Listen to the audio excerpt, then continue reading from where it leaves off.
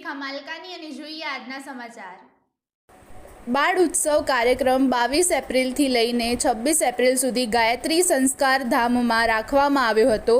સમગ્ર બાળ ઉત્સવ આયોજન દેવ સંસ્કૃતિ વિશ્વવિદ્યાલયમાં પ્રોફેસર રહી ચૂકેલ અને આર્ટ ક્રાફ્ટ્સ અને બાળકોમાં સુષુપ્ત અવસ્થામાં રહેલ કૌશલ્યને ઉજાગર કરવામાં પ્રવીણ એવા આદરણીય લક્ષ્મીબેન લિંબાડના નેતૃત્વમાં કરવામાં આવ્યું હતું। આ વખતે તો બાળ ઉત્સવ વિશેષ એટલા માટે હતો કે તેમાં બાળકોને ઉનાળાની રજાઓનો અને ખાલી સમયનો સદુપયોગ કરીને સલાડ ડેકોરેશન, કંપાસના સાધનો વાપરીને ભૌમિતિક આકારો બનાવી ચાર્ટ પેપરમાંથી પેન્સિલ બોક્સ, ટ્રે, ડબ્બા જેવા કાગળોનો ચોરસ ઢાંકણવાળું ખોખું વગેરે કેટલીય વસ્તુઓ બનાવવાનું શીખવવામાં આવ્યું હતું, જેથી બાળકોમાં સુષુપ્ત અવસ્થામાં રહેલ કલા કૌશલ્ય જાગૃત થાય અને તે જ બાળકો ભવિષ્યમાં દરેક કામમાં પ્રવીણ થાય। તેના લીધે જ બાળકો આટલી 43 થી 46 ડિગ્રી સુધીની ગરમી હોવા છતાં પણ બાળકો નવું શીખવા સમયસર 12 થી 5ની વચ્ચે આવી જતા હતા।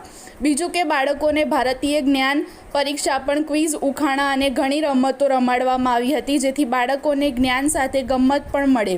સાથે સાથે બાળકોને દરરોજ સરસ અને પૌષ્ટિક નાસ્તો અને આ છાશ પણ મળતી હતી। આ સાથે બાળકો તંદુરસ્ત રહે તે માટે આદરણીય લક્ષ્મીબેન લિંબાડે પૌષ્ટિક ભોજન, એક્યુપ્રેશર પોઈન્ટ, મડ થેરેપી, યજ્ઞ થેરેપી, પંચકર્મ વગેરે વિશેષ પણ સવિસ્તાર માહિતી આપી હતી।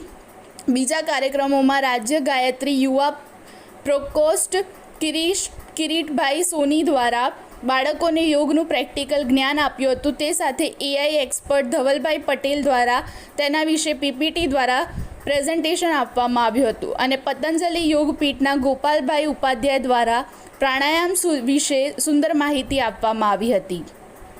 આ કાર્યક્રમનું સંચાલન ભાર્ગવીબેન, ધ્રુવભાઈ તેમજ તેજસભાઈ અને ફોટોગ્રાફી મેષાબેને દ્વારા કરવામાં આવી હતી। આમાં એક બુદ્ધિમાં શ્રેષ્ઠ એવી પહેલા ધોરણમાં અભ્યાસ કરતી બાળકીને દરેક વિષયમાં અવનવા પ્રશ્નો પૂછ્યા હતા અને એ બાળકીએ દરેકના પ્રશ્નોના સચોટ જવાબ આપ્યા હતા। તેને જોઈને બીજા બાળકોને તેના જેવું બનવાનું શ્રેષ્ઠ માર્ગદર્શન મળ્યું હતું। આ દિવસ આદરણીય રશ્મિભાઈ પંડ્યા અને અરવિંદભાઈ કંસારા દ્વારા બાળકોને માતૃપિતૃ વંદના કરાવીને માતા પિતાને બાળકોના જીવનમાં શું મહત્ત્વ છે તેના વિશે માહિતી આપવામાં આવી હતી।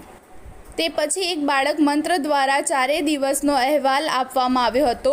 પછી આનંદિત વાલીઓના આ કાર્યક્રમ વિશેના ખૂબ જ સરસ પ્રતિભાવો મળ્યા હતા। અંતે આભાર વિધિ કરીને દરેકને ભોજન પ્રસાદ આપીને વિદાય કરવામાં આવ્યા હતા। આ કાર્યક્રમમાં મોડાસા ગાયત્રી પરિવારના દરેક આંદોલનોના સનિષ્ઠ પરિજનોએ ખૂબ જ સાથ સહકાર આપ્યો।